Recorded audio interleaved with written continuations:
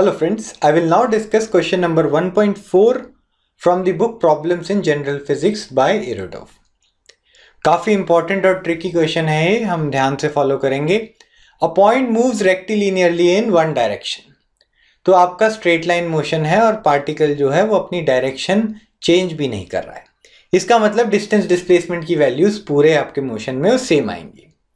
Figure shows the distance as traversed by a point as a function of the time t.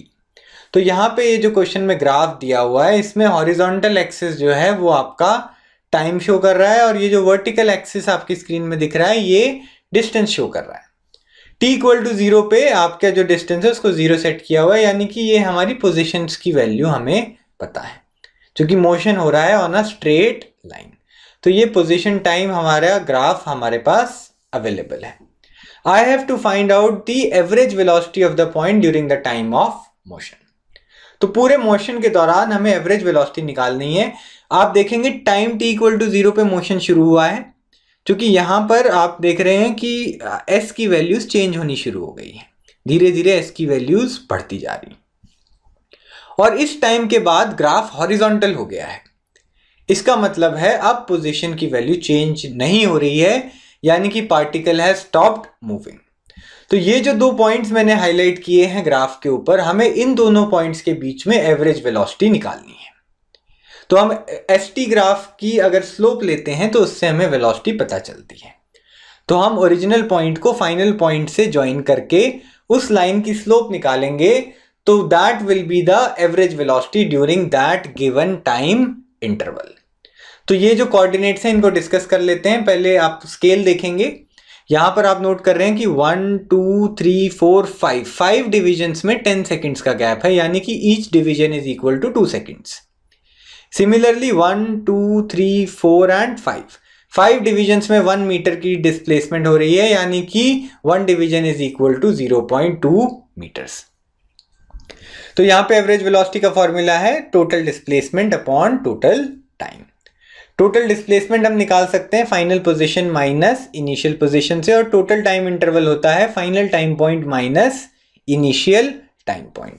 तो ये जो दोनों instances हैं यहां पर हम पोजीशन और टाइम की वैल्यूज को कंपेयर करके बेसिकली हम यहां पे स्ट्रेट लाइन की स्लोप निकाल के आंसर पता कर सकते हैं.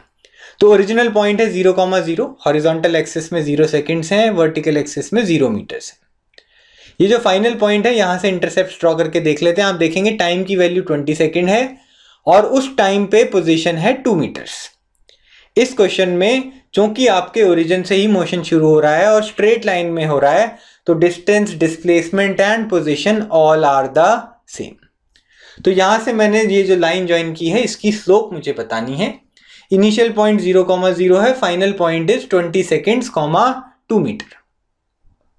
तो final position minus initial position 2 - 0 हम यहाँ पे पुट करेंगे. 2 metre minus 0 metre divided by time interval कितना है 20 सेकेंड्स माइनस 0 सेकेंड्स. तो 2/20 आपका आंसर आ जाएगा 0.1 metres per second, which can also be written as 10 centimetres पर सेकेंड. तो ये हमने पहला पार्ट सॉल्व कर लिया. Average velocity of the point during the time of motion was 10 centimetres पर second. Now let us move on to the next part. इसमें हमें मैक्सिमम वेलोसिटी निकालनी है. तो किसी भी इंस्टेंट पे अगर आपको वेलोसिटी डिस्कस करनी है तो एसटी ग्राफ के स्लोप से हमें वेलोसिटी पता चल सकती है. तो ये जो कर्व्ड ग्राफ आप देख रहे हैं यहां पर किसी भी पॉइंट पर अगर आप टेंजेंट ड्रॉ करेंगे तो आपको उस टेंजेंट की उस लाइन की स्लोप से उस मोमेंट पे वेलोसिटी पता चल जाएगी. तो यहां शुरू के इंटरवल में एक टेंजेंट ड्रॉ करके देखते हैं. ये जो लाइन है इसकी स्लोप इस गिवन पॉइंट पर वेलोसिटी है. थोड़े टाइम के बाद आप नोट कर रहे हैं कि ग्राफ काफी हद तक स्ट्रेट लाइन हो गया है और अब स्लोप बढ़ गई है. आप नोट कर रहे हैं काफी वर्टिकल इंक्लाइन आ रहा है ग्राफ के अंदर. थोड़ी देर के बाद फिर से ग्राफ स्लोप डाउन होने लग गया है. तो मैंने यहाँ पे एक और इंटरवल में टेंजेंट ड्रॉ किया है. अगेन बीच के इंटरवल के कंपैरिजन में इस लाइन की स्लोप कम ही आ रही है. तो हम यहाँ पे ग्राफ में ऑब्जर्वेशन से देख सकते हैं कि ये पॉइंट ए से लेके पॉइंट बी, एक तो यहां पर स्ट्रेट लाइन है यानी कि वेलोसिटी कांस्टेंट है, और दूसरी बात वेलोसिटी का मैग्नीट्यूड पूरे मोशन के दौरान किसी भी इंस्टेंटेनियस वेलोसिटी से ज्यादा है. पूरे ग्राफ में सबसे ज्यादा स्लोप इसी लाइन की आएगी. तो अब हम इस लाइन की स्लोप निकाल सकते हैं। यहाँ पे ये दो पॉइंट्स मैंने चूज कर लिए हैं, ए से बी। यहाँ पे वर्टिकल डिस्टेंस और हॉरिजॉन्टल डिस्टेंस हम निकालेंगे। इस लाइन की स्लोप हमें बतानी है, तो टाइम एक्सिस के साथ मैं उसका एंगल थीटा निकाल लूंगा, और स्लोप होती है it is equal to tan theta. तो ये ट्राइंगल कंप्लीट कर लेते हैं। यहाँ पे आपकी वर्टिकल जो मूवमेंट है ए से बी में, that is 1 2 3 4 and 5 units vertical direction में, यानी कि 1 मीटर। और हॉरिजॉन्टल ग्राफ हम अगर देखते हैं तो यहाँ पे ए से बी तक there is a movement of 2 divisions. 2 divisions का मतलब 4 सेकेंड्स। तो ए से बी जो मोशन हुआ है उसमें 4 सेकेंड्स में 1 मीटर का डिस्प्लेसमेंट हुआ है। तो उस दौरान वेलोसिटी जो है it will be equal to tan theta perpendicular upon base, it will be equal to 1/4। तो यहां से हमारी वेलोसिटी आ गई 25 सेंटीमीटर्स पर second, which was the maximum velocity attained during the motion. Now let us move on to the third part. Third part बहुत tricky है, आप बड़े ध्यान से देखिए इसको प्लीज।